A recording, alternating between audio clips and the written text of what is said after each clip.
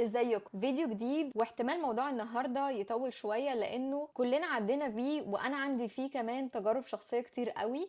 فهاتوا حاجاتكم اللي هتشربوها. من وانا صغيره عديت بمراحل كتير، من شخص عنده صحاب كتير قوي اللي ما عنديش صحاب خالص، لعندي مثلا صاحبه او اتنين بالكتير. وبرضه عديت من ان انا اكون الحد اللي كل الناس بتكلمه، اللي بنظم الخروجه والكلام ده كله، للشخص اللي بيجي عيد ميلاد او خطوبه او فرح او اي حاجه ولاقيني ان انا ما اتعزمتش فيها. وعموما واحنا صغيرين بيفرق معانا الحاجات دي قوي، وبنتضايق قوي مع ان ليها مميزات كتير جدا هتكلم عنها النهارده في الفيديو ده. وكل المعلومات اللي انا هتكلم فيها النهارده كل ما عرفتوها بدري، زي مثلا في اوائل العشرينات او قبل كمان العشرينات، كل ما هتساعدكم اكتر ان انتوا تفهموا نفسكم اكتر، وتعرفوا كمان انتوا عايزين تروحوا فين في حياتكم او تعملوا ايه، او حتى كمان تبقوا مين. فالموضوع مش سطحي ابدا، ولما اتكلم اكتر في الفيديو هتفهموا انا قصدي ايه. وعموما المجتمع جزء كبير من المشكله دي، لانه احنا كبرنا على انه احنا دايما لازم يبقى عندنا صحاب، وان احنا لو ما عندناش صحاب يبقى كده في حاجه غلط، لدرجه ان ناس كتير ممكن تبقى مع ناس بتاذيها،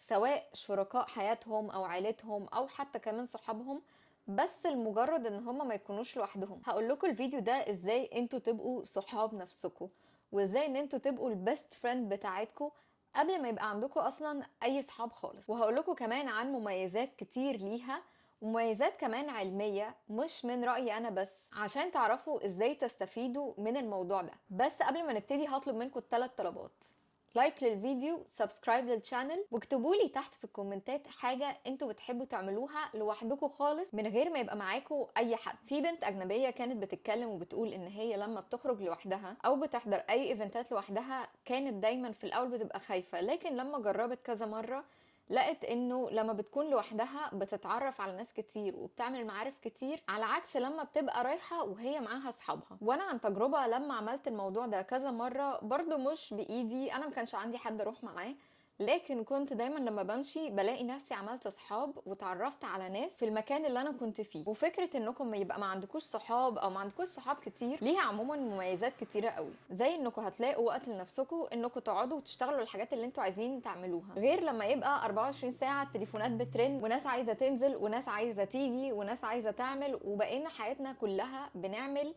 اللي الناس عايزاه مش اللي احنا حاطينه في دماغنا لنفسنا او في الخطة بتاعتنا. في بحث اتعمل لقى انه الناس اللي بتحب تقضي مع نفسها وقت اكتر بيكونوا كرييتيف او مبدعين اكتر. والبحث ده بالنسبة لي كان تجربة شخصية، لانه اوقات كتير ناس بتسألني ازاي ان انا بجيب افكار، سواء للفيديوهات اللي انتوا بتشوفوها على اليوتيوب او افكار لفيديوهات تانية ليها علاقة بشغلي، ممكن اكون بظهر فيها او ممكن ما اكونش بطلع فيها خالص. والاجابة انه ان انا كنت ولازلت برضو لحد دلوقتي بقضي وقت كتير جدا لوحدي. في الوقت اللي انا بقضيه لوحدي ده بيديني مساحة ان انا اسرح بخيالي ويجيلي افكار اتكلم مع نفسي في سري، ولما اتكلم مع نفسي في سري يفتح لي افكار تانية وفكرة تجيب فكرة. يعني من الاخر ببقى عندي الوقت والمساحة ان انا اقعد اسرح مع نفسي وتجيلي افكار كتيرة، وهو ده الحاجة بعد كده اللي انا بستخدمها في فيديوهاتي علشان اطلع بيها بافكار جديدة. وعموما عشان اعمل كده في بيتي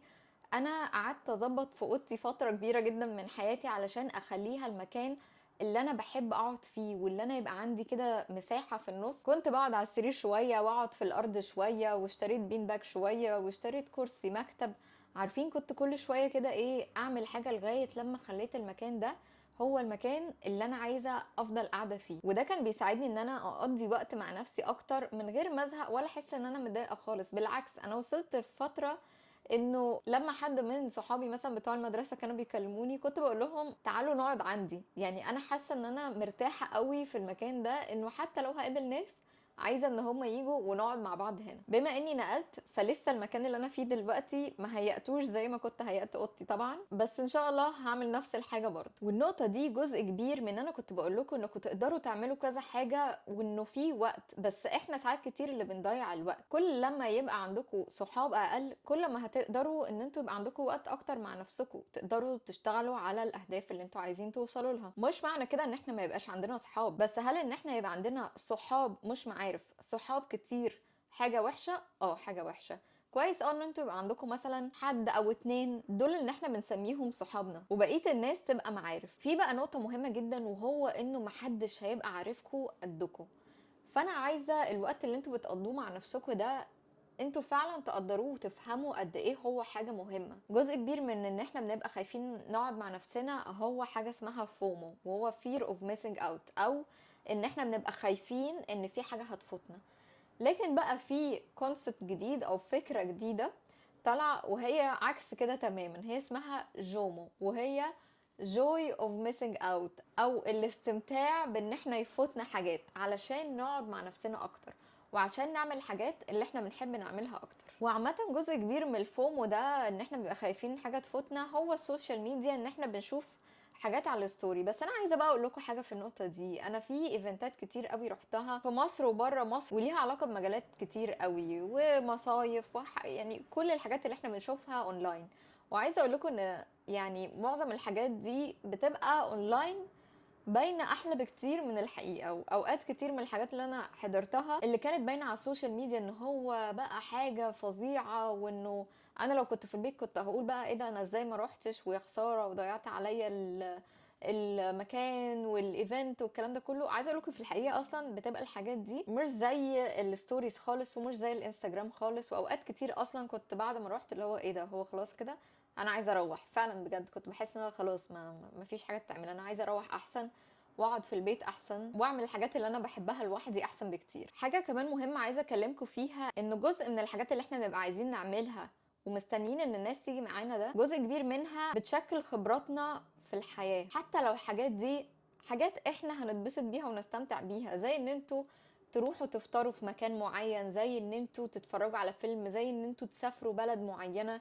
كل الحاجات دي احنا بنبقى قاعدين مستنيين ان حد يجي معانا، ولو قالوا لنا انه لا هما مش فاضيين او مش عايزين يعملوها، اوقات كتير قوي احنا كمان بنلغي الفكره وما بنعملهاش. بس لما بنلغي الفكره وما بنعملهاش ده بيلغي معاها كمان خبرات احنا كنا هنكتسبها ونحسها لو عملنا الحاجات دي، ودلوقتي خلاص. فمهم جدا ان انتوا لما تبقوا عايزين تعملوا حاجه ما تستنوش ان حد يجي معاكم، روحوا واعملوا الحاجه دي حتى لو لوحدكم. وانا عارفه ان في ناس كتير بتبقى خايفه ان هي تروح تعمل حاجه لوحدها او تخرج لوحدها او تبقى قاعده في مطعم لوحدها او بتروح السينما لوحدها، لانه جزء كبير بنبقى بنفكر طب الناس هتقول علينا ايه او هتشوفنا ازاي او هيفتكروا ايه. فده بياخدنا لجزء اسمه الفاليديشن، او ان احنا بناخد ثقتنا في نفسنا من اراء الناس التانية. ودي اصلا نقطة مش المفروض ان انتوا تفكروا فيها.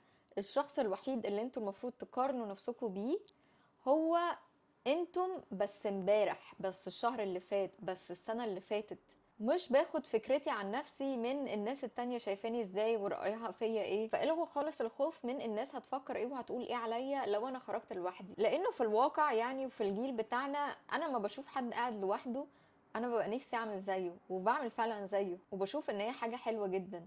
وساعات كتير اصلا وانتوا قاعدين لوحدكم هتلاقي ناس تيجي تكلمكم وتتعرف عليكم، لانهم بيشوفوا ان انتوا ناس اقوياء وبتعملوا اللي انتوا عايزين تعملوه من غير ما تستنوا حد تاني. في تمرين قريت عنه هو انه كل شهر تحاولوا ان انتوا يوم واحد تقولوا ان انتوا هتعملوا حاجه لوحدكم. ده بقى تمرين انا عايزاكم ان انتوا كمان تعملوا. هتعملوا حاجه لوحدكم، هتفطروا، هتتغدوا، هتتعشوا، هتروحوا السينما، ايا كان. واليوم ده هتحطوا effort ومجهود في نفسكم ان انتوا تجهزوا وتبقوا شكلكم حلو، اكنكم بالظبط خارجين مع ناس. عشان مش عايزه ان انتوا تفكروا ان انتوا طالما خارجين لوحدكم يبقى خلاص بقى مش مهم ومش عارف ايه. لا، انا عايزه ان انتوا وقتكم لوحدكم يبقى ليه تقدير من نفسكم، زي بالظبط ما بتقدروا وقتكم مع الناس التانية. ليه بتتعاملوا مع الوقت مع نفسكم اكنها حاجة اقل او اكنها حاجة مش مهمة زي ما هتخرجوا مع الناس التانية؟ في التمرين ده بقى لما تخرجوا هتقعدوا كده، هيبقى عندكم وقت مع نفسكم في مكان جميل، وهتبدأوا ان انتوا تفكروا مع نفسكم وتجاوبوا عن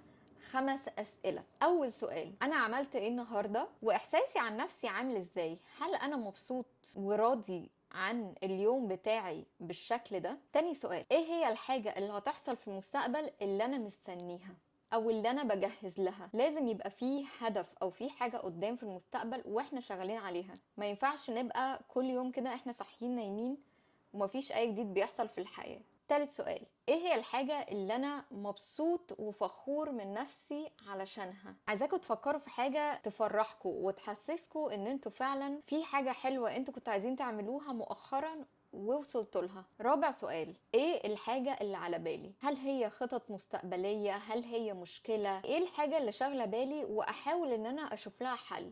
لو مشكلة اشوف لها حل، او لو حاجة عايزة اوصل لها اعمل لها خطة، او لو هي حاجات صغيرة كتير بس موتراني اكتبها.